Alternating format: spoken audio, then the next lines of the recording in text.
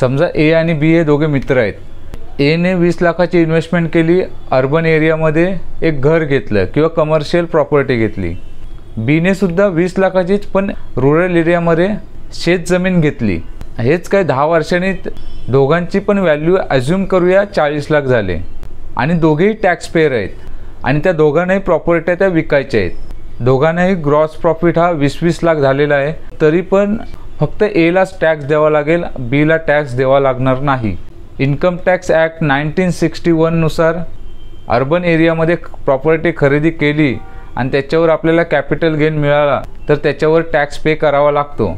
पण जर रुरल एरियामध्ये आपण प्रॉपर्टी खरेदी केली किंवा ॲग्रिकल्चरल लँड घेतला तर त्याच्यावर टॅक्स पे करावा लागत नाही. मे बी हेच कारण असू शकतो श्रीमंत लोक हे रुरल एरियामध्ये जास्त घुसत आहेत आणि तिकडे जास्त जमिनींची खरेदी करत आहेत. तुमचं काय मत आहे कमेंटमध्ये नक्की सांगा. Thank you so much.